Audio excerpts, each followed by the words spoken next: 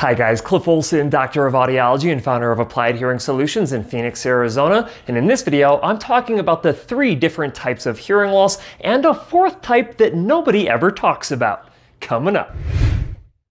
Hearing loss is one of the most prevalent health conditions across the world, affecting over 1.5 billion people. And yes, that is billion with a B. Now, everybody perceives their hearing loss in a different way, but every single one of those 1.5 billion people has one of only 3 different types of hearing loss: sensorineural, conductive, and mixed. But in recent years, researchers have discovered another type of hearing loss that virtually nobody ever talks about, and I'll be discussing that 4th type of hearing loss in this video. Just make sure you stay to the end. To understand the different types of hearing loss, you first need to have a good understanding of the pathway of sound and how humans hear. Sound is a vibration of air particles. These vibrations are collected by the pinna, which are directed down the ear canal to the eardrum. The eardrum, also known as the tympanic membrane, picks up this vibration and transfers it through the 3 middle ear bones called ossicles. These ossicles then transfer this vibration into the cochlea, which is your hearing organ. Inside of the cochlea, you have these tiny microscopic outer and inner hair cells that increase this vibration and convert it to a neural impulse that travels up the auditory nerve to the brain, where that sound is processed so you can hear. All right, now that you have a basic understanding of how humans hear, let's take a look at each of the different types of hearing loss and which part of the ear that they affect, starting with sensorineural hearing loss. Sensorineural hearing loss is by far the most common form of hearing loss, accounting for 90% of all cases. This type of hearing loss affects the inner ear and/or the auditory nerve. The name sensorineural indicates that either the hearing loss is originating in the sensory portion of your ear, which is your cochlea, or the neural part of your ear, which is the auditory nerve. In most cases of this type of hearing loss, the inner or outer hair cells inside of the cochlea are what are becoming damaged. The outer hair cells are responsible for enhancing the vibration of sound, and the inner hairs are responsible for picking up this vibration and turning it into a neural impulse that is sent to the auditory nerve. A neural cause of sensorineural hearing loss is often due to a growth or a tumor growing on the auditory nerve that impedes the flow of sound up the nerve to the brain. There are a variety of different causes of sensorineural hearing loss, and if you want to learn some of the more common causes, you can check out this video that I will link down in the description. Identifying if you have a sensorineural hearing loss can easily be identified by a hearing test performed by an audiologist. Typically, this is what you will see on an audiogram if you have a sensorineural hearing loss. If any of the X's and the O's on your audiogram fall into the mild hearing loss range or worse, and the angle or square brackets are in close proximity to these X's and O's, then you have a sensorineural hearing loss. Just remember, an accurate diagnosis of sensorineural hearing loss and identifying the cause typically requires an audiologist to do additional testing and more interpretation to determine if it's due to the sensory portion of your ear or the neural portion of your ear. Of course, common treatment options for a sensorineural hearing loss are by far hearing aids, cochlear implants, and even in some cases,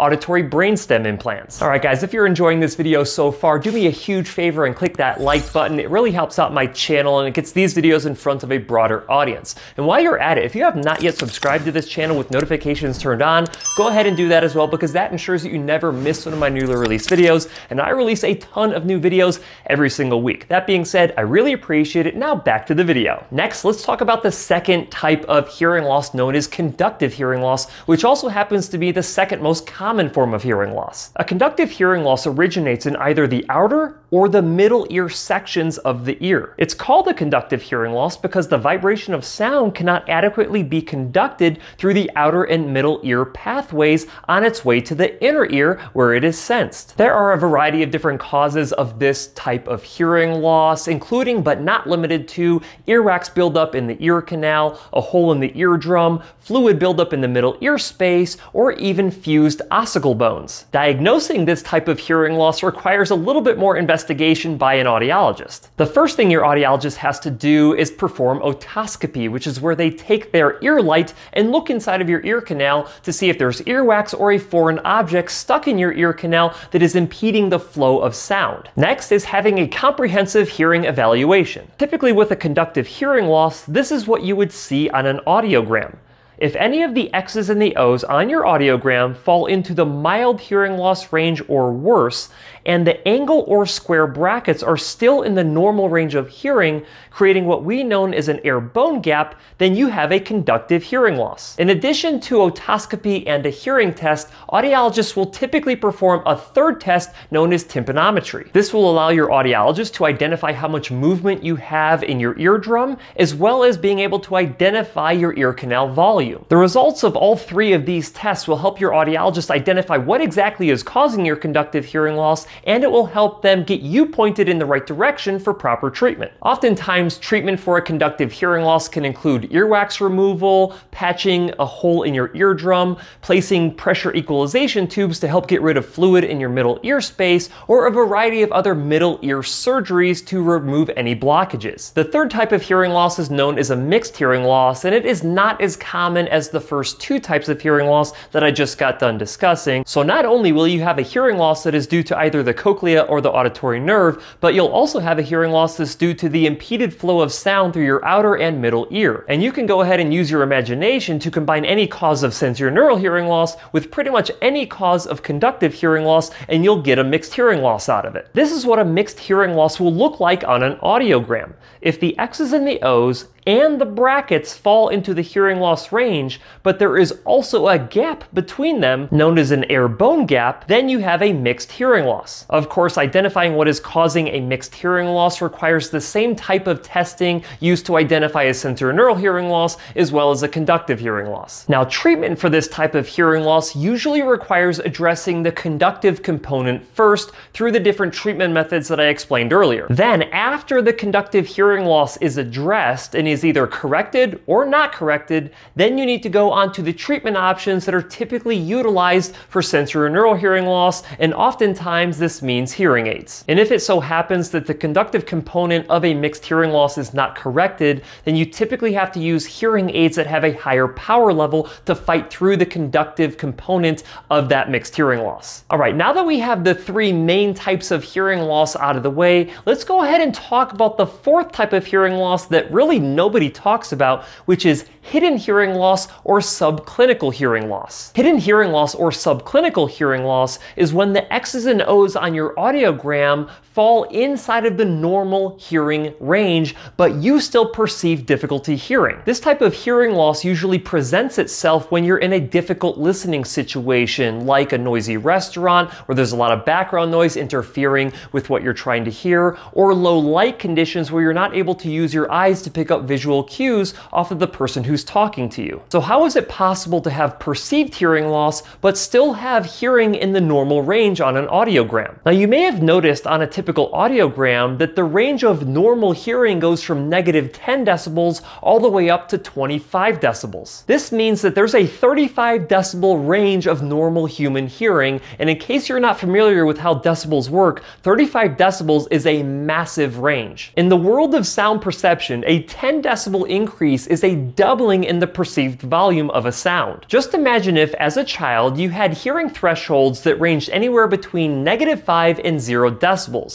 But by the time you reach age 40, you have hearing thresholds at around 20 decibels. While you would still technically be inside the normal range of hearing, you would need sounds to be 4 times as loud at age 40 as you did when you were a small child. So what causes hidden or subclinical hearing loss? Well, there are several of them. One being a reduction or a deterioration in inner and outer hair cell function, just like I mentioned earlier in this video, but not have enough degradation of these hair cells for you to fall below the normal range of hearing on an audiogram. Or you could be experiencing hearing loss in the upper frequency ranges above 8,000 hertz, because an audiologist will typically measure your hearing thresholds between 250 hertz and 8,000 hertz, but not anywhere above that. And since the range of human hearing goes from 20 hertz up to 20,000 hertz, there are a lot of frequency ranges that could be having a hearing loss for you. They're just never identified. Another possible cause of this lesser known type of hearing loss is reduced cognitive function. In a 2019 study titled Association of Subclinical Hearing Loss with Cognitive Performance, the researchers concluded that an independent association was observed between cognition and subclinical hearing loss. The association between hearing and cognition condition may be present earlier in hearing loss than previously understood. Studies investigating whether treating hearing loss can prevent impaired cognition and dementia should consider a lower threshold for defining hearing loss than the current 25 decibel threshold, which is very interesting considering that back in the day, the range of normal human hearing was between -10 decibels and 15 decibels, not 25 decibels. Now you may be asking yourself, if you have a hidden hearing loss or subclinical hearing loss and not a traditional hearing loss, what are your treatment options? Well, in a 2018 study titled Audiologic Considerations for People with Normal Hearing Sensitivity Yet Hearing Difficulty and/or Speech and Noise Problems, they identified that even normal hearing individuals with a hearing difficulty could benefit from the use of hearing aids or other assistive listening devices to help improve their signal-to-noise ratio, thereby improving speech intelligibility, especially in background noise. You just have to find an audiologist who is willing to actually consider the idea that you have difficulty hearing even though you have normal hearing thresholds. And there you go. Those are the 4 different types of hearing loss, including sensorineural hearing loss, conductive hearing loss, mixed hearing loss, and hidden hearing loss. If you suspect that yourself or someone that you know has hearing difficulty and may have a hearing loss, the best thing that you can do is get your hearing tested by a hearing care professional. And a great way to find an excellent hearing care professional near you is to check out my hearingup.com website. Once they test your hearing, they will be able to identify what type of hearing loss you have and what is causing it and get you properly treated. Because after all, even though hearing loss is one of the most prevalent health conditions in the entire world, it is also one of the most treatable.